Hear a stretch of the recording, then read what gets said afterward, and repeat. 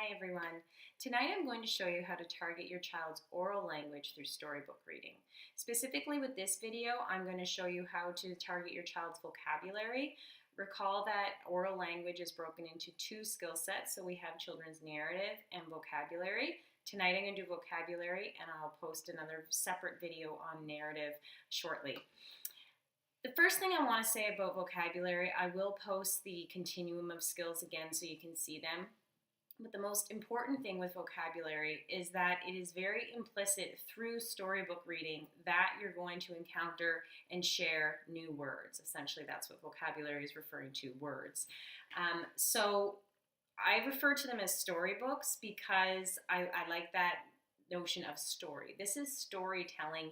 It's a language capacity. So we want to talk about words we're encountering, look at the pictures, can we describe them? It's, interactive storybook reading really is predicated on language, and that's what vocabulary is.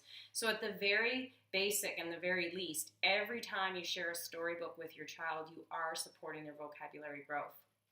The other important point is that children's receptive vocabulary, so the words that they understand, typically outpaces their expressive vocabulary or the words that they can use.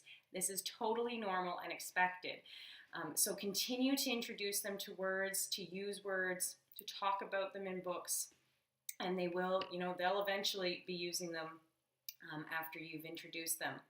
The third point about vocabulary is that nonfiction books are another great source of inspiration for vocabulary. My child right now is really interested in the monarch butterfly. They've been talking about it at school, so we have a book on the monarch butterfly. We went through it.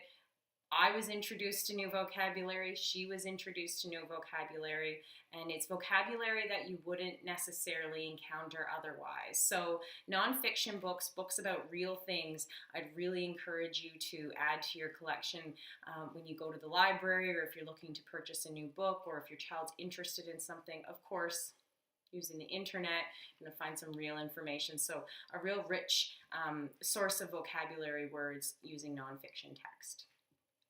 I'm not going to go through every single target on this domain. So there are 6 for vocabulary, because it's really just specifying the different types of words you're going to talk about. So first starting with objects, with nouns and verbs, adjectives, moving to spatial concepts, and that's talking about things that are over or under.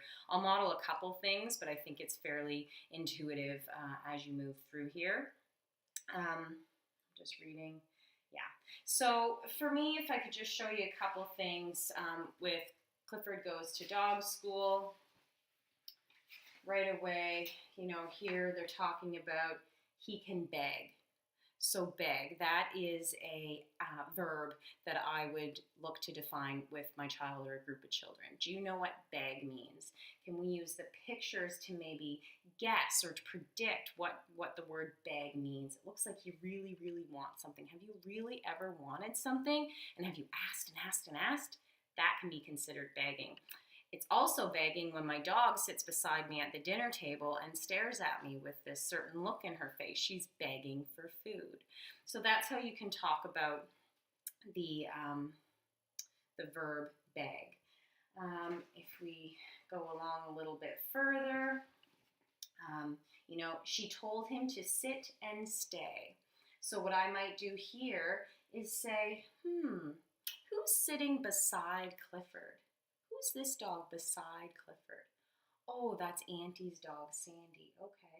And Emily Elizabeth, she kind of looks like, is she beside Auntie? Or, man, she kind of looks like she's behind Auntie. She better be careful. There's a car right there.